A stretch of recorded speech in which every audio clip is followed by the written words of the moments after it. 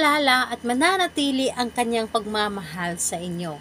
Hello mga guys, kumusta kayo? Panibagong araw, panibagong video na naman tayo. And sa araw na ito ay isa na namang video ang aking ituturo sa inyo na simpleng gabay o simpleng pamamaraan na makakatulong sa atin. At bago ang lahat, gusto ko lang mag-disclaimer sa mga taong hindi naniniwala at hindi gusto ang mga kagaya nitong video. Please skip this video and maghanap kayo ng videos na gustong-gusto nyo dahil ang video na ito ay para lamang ito sa mga taong naniniwala and gusto mag-try. Sa lahat po ng mga nagko-comment po dito sa aking video dito sa loob ng aking channel, mag-ingat sa lahat ng mga nagre-reply sa inyo na dinadala kayo sa kanilang WhatsApp, in-emo app upang makaiwas po tayo sa scam. Ngayon po, ituturo ko sa inyo paano kayo maaalala at paano mananatili ang kanyang pagmamahal sa inyo na kailanman ay ikaw at ikaw lamang ang kanyang mamahalin at hindi na ito magawang tumingin pa sa iba. Ito ay pwedeng gawin sa parihasang kasarian, babae ito babae and lalaki ito lalaki. Siyempre naman sa ating babae at lalaki na mag-partner. And dito po kailangan natin ang ating gagamitin upang magawa natin ang isang ritual na ito. Ang kailangan lamang natin dito ihanda, kailangan mo maghanda dito ng isang dahon ng laurel. Kailangan natin dito ng panulat. Kailangan natin syempre dito ng kandila, pwedeng puti. Kailangan din natin dito ng pabango. So, ayun po. Kapag ready na yung mga bagay na akin na ibanggit, isunod mo rin dito i-ready ang inyong sarili. Kailangan na alamin ninyo sa inyong sarili na ito ay gustong-gusto ninyo itong gawin at naniniwala kayo sa mga rituals at kailanman ay hindi kayo nagdududa and syempre kailangan na mag-isa ka lamang na gumawa nito. At ngayon kapag ready ka na ay pwedeng-pwede mo na itong simulan. Ang gagawin mo lamang dito una, syempre sindihan mo lamang dito muna ang iyong kandila para mas mabigyan ka pa ng mas malakas pa na energy.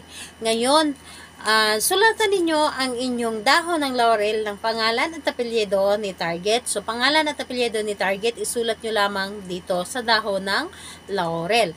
And, ayun po, kapag nasulatan nyo na ito ng pangalan niya at apelyido, buksan ang inyong pabango at sprayhan nyo lamang ito ng isang bisis or patakan kung ano man yung gamit ninyo na pabango.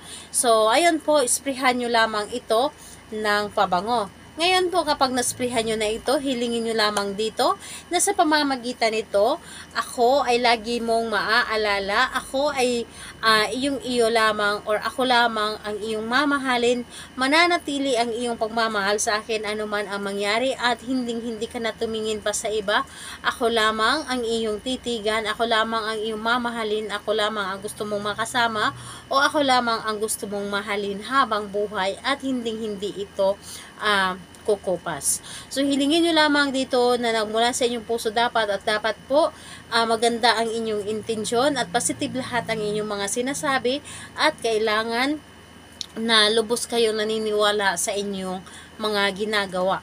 Ngayon po, kapag nasabi nyo na dito lahat-lahat ang inyong mga kahilingan, ang dahon ng laurel na ito ay iyo pong sunugin. Sunugin nyo po ito at ang abo ng dahon ng laurel ay isalo po ninyo. Isalo po ninyo at humanap kayo or kumuha kayo ng isang maliit na papel or papel po na paglagyan ng abo ng dahon ng laurel. Kapag natuyo na ang dahon ng laurel, ilagay po sa papel at balutin lamang ito at ilagay po sa ilalim ng inyong unan o di kaya ilagay po sa loob po ng inyong wallet.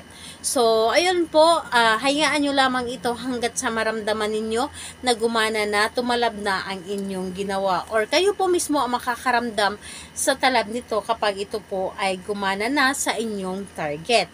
So, ayun po, gawin ito sa kahit anong araw at oras. Basta malakas lamang ang inyong energy. So, sa lahat po na mga gustong pa-shoutout, mag-comment lamang sa baba para ma-shoutout ko kayo sa next video. And sa lahat po ng mga gustong magtanong, mag-comment lang din po sa baba para ma-replyan ko din po kayo. Salamat po sa inyo. Bye-bye everyone. God bless us all.